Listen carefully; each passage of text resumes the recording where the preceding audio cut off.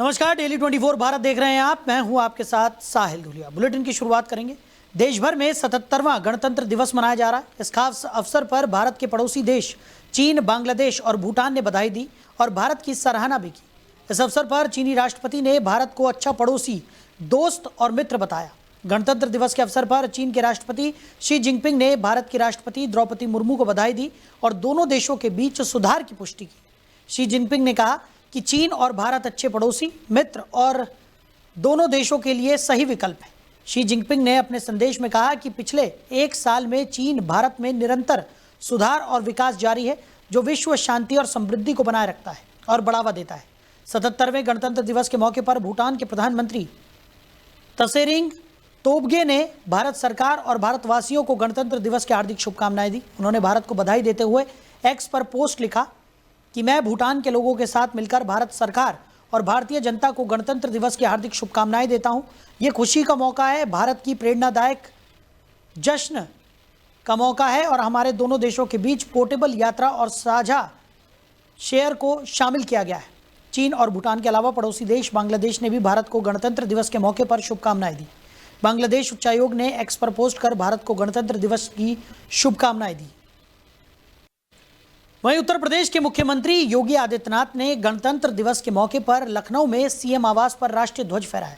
इस दौरान सीएम योगी ने कहा कि 77वें गणतंत्र दिवस के अवसर पर मैं राज्य के सभी लोगों को हार्दिक शुभकामनाएं देता हूं। सीएम योगी ने कहा कि साल 1950 में इसी दिन भारत का संविधान लागू हुआ था। 76 साल की इस यात्रा में हमारे संविधान ने कई उतार चढ़ाव देखे, लेकिन इन सब के बावजूद एक भारत श्रेष्ठ भारत के हमारे संकल्प के अनुरूप उत्तर से दक्षिण और पूर्व से पश्चिम तक हर भारतीय के गौरव, भारत की एकता और अखंडता को आगे बढ़ाते हुए आज हम सभी एक नए भारत को देख रहे हैं। इसमें हमारे संविधान की अहम भूमिका है। सीएम योगी आदित्यनाथ ने कहा कि हर भारतीय नागरिक का ये कर्तव्य है कि वो संविधान के प्रति पूरे विश्वास, सम्मान और समर्पण के साथ काम करे, क्योंकि ये अनुकूल और चुनौतीपूर्ण दोनों परिस्थितियों में देश के लिए मार्गदर्शक शक्ति रहा है। ये बदले में संविधान के प्रति हमारी प्रतिबद्धता और भक्ति को दर्शाता है। हम सभी जानते हैं कि जब भी हम संविधान के मूल्य और भावना को बनाए रखते हैं तो हम वास्तव में भारत माता के उन महान सपूतों का सम्मान करते हैं जिनके बलिदान ने एक स्वतंत्र और संप्रभु राष्ट्र की नींव रखी। वहीं गणतंत्र दिवस के मौके पर देश को गर्व का क्षण मिला। भारतीय वायुसेना के ग्रुप कैप्टन और अंतरिक्ष यात्री शुभांशु शुक्ला को देश के सर्वोच्च शांतिकालीन वीरता पुरस्कार अशोक चक्र से सम्मानित किया गया। राष्ट्रपति द्रौपदी मुर्मू ने इस सम्मान को मंजूरी दी। इसके साथ ही शुभांशु शुक्ला अशोक चक्र पाने वाले भारत के पहले अंतरिक्ष यात्री बन गए हैं। शुभांशु शुक्ला की कहानी साहस, समर्पण और सपनों की उड़ान की मिसाल है। एक साधारण युवा से लेकर अंतरिक्ष यात्री के नियंत्रण तक का उनका सफर भारत के अंतरिक्ष इतिहास में एक अहम मोड़ माना जा रहा है। राकेश शर्मा की ऐतिहासिक उड़ान के 41 साल बाद अंतरिक्ष में भारत की मानव उपस्थिति को आगे बढ़ाने वाले शुभांशु की उपलब्धि ने लाखों युवाओं को प्रेरित किया है। ये सम्मान न सिर्फ उनकी तकनीकी दक्षता को बल्कि अंतरिक्ष की अनजानी चुनौतियों से जूझने के साहस को भी पहचान देता है। ग्रुप कैप्टन शुभांशु शुक्ला ने महज 17 साल की उम्र में नेशनल डिफेंस अकेडमी के लिए आवेदन किया था। कारगिल युद्ध और वायुसेना के एयर शो से प्रेरित होकर उन्होंने अपने माता पिता को बिना बताए एक दोस्त के फार्म के जरिए आवेदन किया। साल 2019 में इसरो ने उन्हें गगनयान मिशन के लिए चुना। इसके बाद उन्होंने रूस के Yuri Gagarin cosmonaut training centre में प्रशिक्षण लिया और नासा इसरो के संयुक्त सत्रों में भी हिस्सा लिया। शुभांशु गगनयान मिशन के लिए चुने गए और 4 अंतिम उम्मीदवारों में शामिल रहे। उधर अमेरिका के मेन राज्य में एक बड़ा विमान हादसा सामने आया जब एक प्राइवेट जेट उड़ान भरते समय आग की लपटों में घिरकर क्रैश हो गया। यह हादसा बैंगर इंटरनेशनल एयरपोर्ट पर स्थानीय समय अनुसार शाम करीब 7:45 पर हुआ। तो अमेरिकी विमानन नियामक फेडरल एविएशन एडमिनिस्ट्रेशन ने घटना की पुष्टि करते हुए बताया कि विमान में 8 लोग सवार थे। तो FAA के मुताबिक ये विमान twin engine turbofan jet Bombardier challenger 600 था। हादसे के तुरंत बाद विमान में भीषण आग लग गई। मामले से जुड़े एक सरकारी अधिकारी ने बताया कि क्रैश के बाद घटनास्थल पर काफ़ी तेज आग देखी गई। हालांकि यात्रियों और क्रू मेंबर्स की स्थिति को लेकर कोई आधिकारिक बयान जारी नहीं किया गया है। हादसे के समय एयरपोर्ट पर हल्की बर्फबारी शुरू हो चुकी थी, लेकिन अधिकारियों ने फिलहाल ये नहीं कहा है कि मौसम इस दुर्घटना का कारण बना। पूरे राज्य, जिसमें बैंगर भी शामिल है, उस समय विंटर स्टॉर्म वार्निंग के दायरे में था।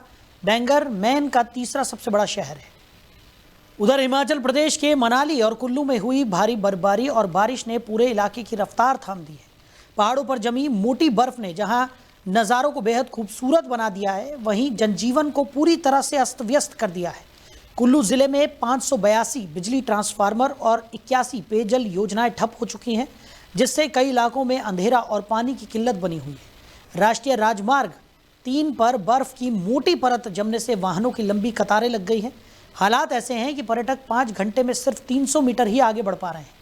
कई जगह सड़कों के बंद होने के कारण सैलानियों को 10 से 15 किलोमीटर तक पैदल सफ़र करना पड़ रहा है। प्रशासन ने पतली कुहल से रागड़ी तक सड़क को सिर्फ 4x4 वाहनों के लिए सिंगल लेन में बहाल किया है, लेकिन कनेक्टिविटी अब भी बड़ी चुनौती बनी हुई है। पर्यटकों के लिए मनाली तक की राह सचमुच कांटों भरी साबित हो रही है। विकी जैसे पर्यटक घंटों जाम में फंसे रहे, जबकि आपको बता दें कि कुछ पर्यटक पूरी रात बस में गुजारने के बाद पैदल मनाली पहुंचते हुए नजर आए। कई सैलानियों ने फिलहाल मनाली न आने की सलाह भी बाकी सैलानियों को दी है। हालांकि मुश्किलों के बीच रोमांच भी कम नहीं है। -10 डिग्री सेल्सियस तापमान में भी कई पर्यटक बर्फ़ का लुत्फ़ उठाते हुए नजर आए। आपको बता दें कि कई पर्यटकों का कहना है कि उन्होंने पहली बार इतनी भारी बर्फबारी देखी है। उधर होटल कारोबार पर बर्फबारी का असर सकारात्मक रहा है। मनाली के होटल 80 से 90% तक बुक हैं और कई जगह 31 जनवरी तक ओवर बुकिंग चल रही है। खूबसूरती और संकट के बीच मनाली इस वक्त एक अनोखे इम्तिहान से गुजर रहा है। वहीं जम्मू कश्मीर की राजधानी श्रीनगर के ऐतिहासिक लाल चौक स्थित घंटाघर पर इस बार गणतंत्र दिवस का अलग ही नज़ारा देखने को मिला। गुजरात के अहमदाबाद से आए एक पर्यटक ने यहां तिरंगा लहराकर और देशभक्ति के नारे लगाकर गणतंत्र दिवस का जश्न मनाया। देखा जा सकता है कि एक पर्यटक ने अपने पूरे शरीर पर तिरंगे के रंगों से अपने शरीर को रंगा हुआ था। उसके हाथ में ब्रह्मोस मिसाइल का एक छोटा मॉडल भी था और वो राष्ट्रीय ध्वज लहराते हुए भारत माता की जय के नारे लगा रहा था। लाल चौक पर मौजूद लोग और सुरक्षा बल भी कुछ देर के लिए इस दृश्य को देखते रह गए। पर्यटकों ने कहा कि मैं गणतंत्र दिवस के अवसर पर सभी को शुभकामनाएं देता हूं। मैं वर्ष 2022 से लगातार यहां पर आ रहा हूं। यहां से मैं भारत सरकार और प्रधानमंत्री मोदी को ये संदेश देना चाहता हूं कि आज का युवा सिर्फ सपने नहीं देखता, बल्कि उन्हें साकार होते हुए भी देखता है। अपने बयान में आपको बता दें कि इस पर्यटक अरुण ने कहा कि यहाँ तिरंगा फहराना और लहराना पहले एक बड़ी चुनौती हुआ करता था। प्रधानमंत्री नरेंद्र मोदी पहले ऐसे व्यक्ति थे जिन्होंने यहाँ तिरंगा फहराया। उस समय हालात अच्छे नहीं थे। मैं 2022 से यहाँ अकेले ही आता रहा हूँ और यहाँ तिरंगा लहराता रहा हूँ। ऑपरेशन सिंदूर में आपने देखा होगा कि जो पाकिस्तान आतंकवादियों ने पहलगाम में बेगुनाह लोगों को मारा था, उसके बाद ऑपरेशन सिंदूर में भूमिका सिंह और सोफिया कुरैशी ने सिंदूर की ताकत बता दी थी। लाल चौक पर मौजूद स्थानीय लोगों और पर्यटकों ने इस साहस और देशभक्ति की सराहना की। गणतंत्र दिवस के मौके पर इस तरह का दृश्य देखने को मिलने से इलाके में उत्साह और जोश का माहौल बन गया। लोक निर्माण विभाग नगरी की ओर से समस्त देशवासियों एवं प्रदेशवासियों को गणतंत्र दिवस की हार्दिक बधाई एवं शुभकामनाएं। वहीं जम्मू कश्मीर के सांबा जिले के रामगढ़ सेक्टर में अंतर्राष्ट्रीय सीमा पर घुसपैठ की एक बड़ी कोशिश को बीएसएफ के जवानों ने नाकाम कर दिया। गणतंत्र दिवस के अवसर पर कड़ी सुरक्षा के बीच ये घटना सामने आई, जब एक पाकिस्तानी घुसपैठिया सीमा पार कर भारतीय क्षेत्र में प्रवेश करने की कोशिश कर रहा था। माजरा इलाके के पास तैनात जवानों ने घुसपैठिए की संदिग्ध गतिविधि को देखा और उसे रोकने की कोशिश की, उसे चेतावनी भी दी। अधिकारियों के अनुसार घुसपैठिया अंधेरे का फायदा उठाकर भारतीय सीमा की ओर बढ़ता रहा और उसने चेतावनियों को पूरी तरह से नज़रअंदाज कर दिया। इसके बाद जवानों को जवाबी कार्रवाई करनी पड़ी, जिसमें घुसपैठिया मौके पर ही ढेर हो गया। इस घटना के बाद सुबह बीएसएफ के जवानों ने घुसपैठिए के शव को अपने कब्जे में ले लिया और इलाके की तुरंत घेराबंदी कर सघन तलाशी अभियान चलाया गया, जिससे यह सुनिश्चित किया जा सके कि सीमा पार से कोई दूसरा व्यक्ति या कोई अन्य गतिविधि तो नहीं हुई है। वहीं बीएसएफ के वरिष्ठ अधिकारी भी घटनास्थल पर पहुंचे और पूरी स्थिति की समीक्षा भी की। एलओसी और अंतर्राष्ट्रीय सीमा पर आमतौर पर कड़ी सुरक्षा होती है। वहीं गणतंत्र दिवस के मद्देनजर सुरक्षा एजेंसियों को अलर्ट मोड पर रखा गया था, जिससे इस घुसपैठ प्रयास को समय रहते विफल किया जा सका। बीएसएफ की इस त्वरित कार्रवाई ने एक संभावित खतरे को टाल दिया और अंतर्राष्ट्रीय सीमा पर सुरक्षा व्यवस्था की मजबूती एक बार फिर सामने आ गई। वहीं उत्तर प्रदेश दिवस के अवसर पर आयोजित कार्यक्रम में शामिल होने के लिए प्रदेश सरकार के मंत्री योगेंद्र उपाध्याय मैनपुरी पहुंचे। इस दौरान मंत्री योगेंद्र उपाध्याय मीडिया के सवालों से बचते हुए नजर आए। तो कार्यक्रम स्तर पर जब मीडिया द्वारा माघ मेले के दौरान शंकराचार्य को रोके जाने के मामले को लेकर सवाल किया गया तो मंत्री योगेंद्र उपाध्याय असहज दिखाई दिए और बिना कोई स्पष्ट प्रतिक्रिया दिए वहां से चले गए। मंत्री के इस रवैये को लेकर मौके पर मौजूद पत्रकारों में चर्चा का विषय बना रहा। उत्तर प्रदेश दिवस के अवसर पर आयोजित कार्यक्रम में प्रशासनिक एवं अन्य गणमान्य लोग भी उपस्थित रहे। वहीं गणतंत्र दिवस के मौके पर जयपुर में खूबसूरत और दिल को छू लेने वाली तस्वीर देखने को मिली। शहर में मदरसे के बच्चों ने पूरे उत्साह के साथ देशभक्ति रैली निकाली। हाथों में तिरंगा, चेहरे पर मुस्कान और जुबां पर हिंदुस्तान जिंदाबाद के नारे। रैली की सबसे खास बात यह रही कि मदरसे में पढ़ने वाली बच्चियां हिजाब पहनकर पूरे गर्व के साथ तिरंगा लहराती हुई नजर आई। वो देशभक्ति के नारों के साथ कदम से कदम मिलाकर चल रही थी। ये रैली शहर के रहमानी स्कूल की तरफ से निकाली गई थी। रैली की शुरुआत जयपुर के रामगंज इलाके से हुई और अलग अलग रास्तों से गुजरते हुए वापस उसी स्थान पर आकर खत्म हुई। पूरे रास्ते देशभक्ति के तराने गूंजते रहे। सारे जहां से अच्छा और वंदे मातरम जैसे गीतों ने माहौल को और भी देशभक्ति से भर दिया। मदरसे के बच्चों की तरफ से निकाली गई इस रैली का मकसद सिर्फ गणतंत्र दिवस मनाना नहीं था, बल्कि आपसी एकता, भाईचारे और गंगा जमुनी तहजीब को मजबूत संदेश देना भी था। रैली के जरिए ये दिखाया गया कि देशभक्ति किसी एक धर्म या वर्ग तक सीमित नहीं है, बल्कि हर धर्म और हर व्यक्ति से जुड़ी हुई है। उधर आगरा में गणतंत्र दिवस के अवसर पर ताजमहल परिसर में राष्ट्रीय ध्वज तिरंगा फहराए जाने और राष्ट्रीय गान गाए जाने का मामला सामने आया है। बताया जा रहा है कि 1632 में ताजमहल के निर्माण की शुरुआत के बाद साल 2026 में ये पहला अवसर है जब गणतंत्र दिवस के दिन ताजमहल में उसके परिसर में तिरंगा फहराया गया और राष्ट्रगान हुआ। तो राष्ट्रीय ध्वज और राष्ट्रीय गान गाने का वीडियो सोशल मीडिया पर वायरल हो रहा है। ताजमहल के अंदर राष्ट्रीय ध्वज तिरंगा फहराने का काम अखिल भारत हिंदू महासभा की ओर से किए जाने का दावा किया जा रहा है। संगठन के पदाधिकारियों नंदू कुमार शहर महामंत्री और नितेश भारद्वाज मंडल महामंत्री की तरफ से ताजमहल में राष्ट्रीय ध्वज फहराकर राष्ट्रगान गाया गया। इस पूरे मामले को लेकर प्रशासनिक और राजनीतिक हलकों में हलचल मच गई है। अखिल भारत हिंदू महासभा का कहना है कि ये कार्यक्रम माननीय मुख्यमंत्री योगी आदित्यनाथ के उस आह्वान के तहत किया गया जिसमें सभी मदरसों और मस्जिदों में राष्ट्रीय ध्वज फहराने और राष्ट्रीय गान गाने की बात कही गई थी। संगठन का दावा है कि इस भावना के अनुरूप ताजमहल परिसर में यह आयोजन किया गया। फिलहाल ताजमहल में राष्ट्रीय ध्वज फहराने और राष्ट्रीय गान गाए जाने के इस मामले को लेकर चर्चाएं तेज हैं। प्रशासन की ओर से अब तक इस पूरे मामले पर कोई आधिकारिक बयान जारी नहीं किया गया है। किड्स कॉर्नर हैप्पी स्कूल एवं मैनेजर डॉक्टर मयंक भटनागर की ओर से नगर जनपद एवं देशवासियों को गणतंत्र दिवस की हार्दिक शुभकामनाएं। किड्स वहीं देश में गणतंत्र दिवस पूरे उत्साह और उमंग के साथ राष्ट्रीय पर्व के रूप में मनाया जा रहा है। इस मौके पर लखनऊ में प्रमुख इस्लामिक विद्वान मौलाना खालिद रशीद फरंगी महली ने भी देशवासियों को बधाई देते हुए देश की खुशहाली और तरक्की के लिए जुटने की अपील की। मौलाना ने कहा कि आज का दिन हमें ये याद दिलाता है कि हम एक लोकतांत्रिक राष्ट्र हैं और हमारी शक्तियां हमारे संविधान में निहित हैं। तो आज की पीढ़ी को ये जानना बहुत ज़रूरी है। अपने संदेश में मौलाना खालिद रशीदी ने कहा कि हमारी जिम्मेदारी है कि हम अपनी नई पीढ़ी को अपने देश के संविधान के बारे में जागरूक और शिक्षित करें। सभी को ये पता होना चाहिए कि हमारे संविधान की मूल प्रस्तावना क्या है और उसका उद्देश्य क्या है। उन्होंने बताया कि संविधान सबको एक नज़रिए से देखता है। मौलाना खालिद रशीदी फरंगी महली उत्तर प्रदेश और देश के प्रमुख इस्लामिक विद्वानों में शुमार हैं। वो हमेशा आपसी सद्भाव और भाईचारे की बात करते हैं। गणतंत्र दिवस पर बधाई देकर उन्होंने सभी को संविधान के मुताबिक साथ रहकर कार्य करने की अपील की है। इससे पहले मुख्यमंत्री योगी आदित्यनाथ ने लखनऊ में गणतंत्र दिवस के मौके पर ध्वजारोहण के बाद प्रदेशवासियों को बधाई देते हुए देश सेवा का संकल्प लिया। सीएम ने कहा कि हर भारतीय नागरिक का ये कर्तव्य है कि वो संविधान के प्रति पूरे विश्वास, सम्मान और समर्पण के साथ काम करे, क्योंकि अनुकूल और चुनौतीपूर्ण दोनों परिस्थितियों में देश के लिए मार्गदर्शक शक्ति रहा है। उधर बद्रीनाथ केदारनाथ मंदिर समिति BKTC के अध्यक्ष और भारतीय जनता पार्टी के वरिष्ठ नेता हेमंत द्विवेदी ने बड़ा ऐलान किया है कि बद्रीनाथ धाम, केदारनाथ धाम और BKTC के अधीनस्थ सभी मंदिरों में गैर हिंदुओं का प्रवेश वर्जित रहेगा। इस संबंध में मंदिर समिति की आगामी बोर्ड बैठक में औपचारिक प्रस्ताव पारित किया जाएगा। साथ ही उन्होंने मुख्यमंत्री पुष्कर सिंह धामी के दिशा निर्देशों में अवैध मज़ारों को हटाने की भी कार्रवाई की सराहना की। हेमंत द्विवेदी ने कहा कि देवभूमि उत्तराखंड की धार्मिक और सांस्कृतिक परंपराओं की रक्षा करना सर्वोच्च प्राथमिकता है।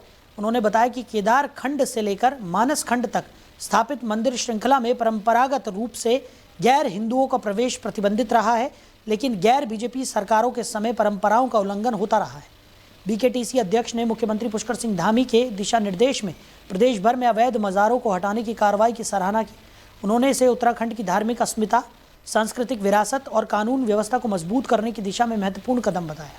द्विवेदी ने कहा कि राज्य सरकार द्वारा लागू किए गए यूनिफॉर्म सिविल कोड यानी कि यूसीसी, कठोर नकल विरोधी कानून, जन जन की सरकार, जन जन के द्वार जैसी योजनाओं और अंकिता भंडारी मामले में सीबीआई जांच की सिफारिश से जनता का सरकार पर विश्वास बढ़ा है। उन्होंने विश्वास जताया कि राज्य सरकार और बीकेटीसी के बेहतर समन्वय से देवभूमि उत्तराखंड की पवित्रता और परंपराओं की रक्षा और अधिक प्रभावी ढंग से की जा सकेगी। इसके लिए मंदिर समिति इस दिशा में प्रभावी कदम उठाने जा रही है। उधर मणिकर्णिका घाट को लेकर वाराणसी की राजनीति इन दिनों गरमाई हुई है। समाजवादी पार्टी का 11 सदस्यीय प्रतिनिधिमंडल घाट की स्थिति का जायजा लेने के लिए रवाना होना चाहता था, लेकिन पुलिस की रोक-टोक के कारण हालात टकराव की ओर बढ़ गए। सांसद वीरेंद्र सिंह की पुलिस से तीखी नोकझोंक और सड़क पर धरना इस विवाद को और भड़का गया। सवाल उठ रहा है कि सरकार आखिर क्या छिपाना चाहती है। प्रतिनिधिमंडल के रवाना होने से पहले ही पुलिस ने सपा नेताओं को नजरबंद कर दिया। सर्किट हाउस और सांसद वीरेंद्र सिंह के अर्दली बाजार आवास पर भारी पुलिस बल तैनात किया गया। इसके बावजूद सपा नेता घाट जाने की कोशिश करते रहे, जिससे कई जगह धक्का मुक्की और नोकझोंक हुई। पुलिस ने सख्त घेराबंदी कर रास्ता रोक दिया। देखिए, सांसद वीरेंद्र जी का यहीं पर घर है, वो अपने घर के आगे गली है, वहाँ पर कुछ लोगों के साथ 10 करीबन लोगों के साथ बैठे हैं और अभी उनका कहना है कि उनको परमिशन दी जाए और डीएम साहब से और प्रशासन से भी बात हुई है, तो अभी उस बारे में विचार चल रहा है, इसलिए वो वेट कर रहे हैं कि उनको अगर घाट पर जाने की परमिशन दी जाए या नहीं, तो इसलिए वो यहाँ पर बैठे हैं। हालांकि लॉ एंड ऑर्डर की कोई समस्या नहीं है, पूरी फोर्स तैनात है, जैसे कि आप देख सकते हैं पीएसी का बल, थाने का बल, बैरिकेडिंग और रस्से के साथ तैनात है, तो किसी प्रकार के अभी कोई इशू नहीं। वहीं समाजवादी पार्टी के सांसद डिंपल यादव ने शंकराचार्य मुक्तेश्वरानंद के साथ हुई कथित अभद्रता को लेकर कड़ी प्रतिक्रिया दी है। उन्होंने इस घटना को बेहद दुर्भाग्यपूर्ण बताते हुए कहा कि समाजवादी पार्टी और उसका शीर्ष नेतृत्व इसकी कड़ी निंदा करता है। डिंपल यादव ने कहा कि भारतीय जनता पार्टी सनातन धर्म और साधु संतों के सम्मान की बात करती है, लेकिन जिस तरह से शंकराचार्य जी के साथ व्यवहार किया गया वो अत्यंत निंदनीय है। उन्होंने कहा कि पुलिस का रवैया क्या था, ये सब रिकॉर्डिंग में साफ दिखाई देता है और ये भी देखा गया कि उत्तर प्रदेश के शीर्ष नेतृत्व इस पूरे मामले में झूठ बोलते हुए नजर आए। उन्होंने मणिकर्णिका घाट पर मूर्ति तोड़े जाने के मामले का भी जिक्र करते हुए कहा कि इस संबंध में आई वीडियो को लेकर झूठ फैलाया गया, जो बेहद दुर्भाग्यपूर्ण है। डिंपल यादव ने कहा कि किसी प्रदेश के मुखिया द्वारा इस तरह की बातें कहना लोकतंत्र और संवैधानिक मूल्यों के खिलाफ है। बहुत ही दुर्भाग्यपूर्ण घटना है और जिस तरह से भारतीय जनता पार्टी वाले लोग जो सनातन की बात करते हैं, जो धर्म की बात करते हैं, अगर वो हमारे शंकराचार्य को अपमान करेंगे तो आप सोच सकते हैं, समझ सकते हैं कि इनकी क्या नीयत है और क्या मंशा है। ये निंदनीय है और मुझे लगता है कि भारतीय जनता पार्टी के शीर्ष नेतृत्व को माफी मांगनी चाहिए। सरकार भारत जाल बनाने के लिए डिप्टी सीएम को भेज रही है, क्या कारण दिख रहा है कि डिप्टी सीएम को जाना पड़ रहा है? पहले एक तरफ अपमान, इसके बाद ये सम्मान की कोई बात नहीं है। लगातार देखने को मिला है जिस तरह से काशी में जो मणिकर्णिका घाट की जो तोड़ने वाली तस्वीरें आई थी और जहाँ कहा गया कि ये एआई की जनरेटेड तस्वीरें हैं, जहाँ अहिल्याबाई होलकर की प्रतिमाओं को तोड़ा गया, जहाँ पे प्राण प्रतिष्ठित मूर्तियों को तोड़ा गया। और पहले भी हमने देखा है किस तरह कॉरिडोर के नाम पे न जाने कितनी प्राण प्रतिष्ठित प्रतिमाओं को तोड़ा गया है, लगभग 300 उससे भी ज्यादा प्रतिमाओं को तोड़ा गया है। तो ये हमें मान लेना चाहिए कि ये सरकार केवल ढोंग और नाटक करने वाली सरकार है। वहीं गणतंत्र दिवस के मौके पर जिला कलेक्टर टीना डाबी का एक वीडियो सोशल मीडिया पर वायरल हो गया है। वीडियो में सलामी के दौरान कलेक्टर की दिशा को लेकर सवाल उठाए जा रहे हैं। गणतंत्र दिवस की सुबह बाड़मेर में राष्ट्रीय ध्वज फहराने और सलामी देने का कार्यक्रम धूमधाम से हुआ। जिला कलेक्टर टीना डाबी ने अपने सरकारी आवास पर तिरंगा फहराया और फिर कार्यालय परिसर पहुंची, जहां अधिकारी, कर्मचारी और छात्राएं पहले से मौजूद थे। सलामी के दौरान कुछ पलों के लिए टीना डाबी विपरीत दिशा में खड़ी नजर आई, लेकिन सुरक्षा जवान के इशारे के बाद उन्होंने तुरंत अपनी दिशा सही कर ली और कार्यक्रम बिना किसी बाधा के आगे बढ़ा। हालांकि कार्यक्रम के बाद ये वीडियो सोशल मीडिया पर तेजी से वायरल हो गया और विभिन्न तरीके की प्रतिक्रियाएं देखने को मिली। टीना डाबी पहले भी बाड़मेर और देश में अपने प्रशासनिक फैसलों और सोशल मीडिया के द्वारा चर्चाओं का विषय बनी रही हैं। तो फिलहाल इस बुलेटिन में मेरे साथ इतना ही। आप बने रहिए। नमस्कार।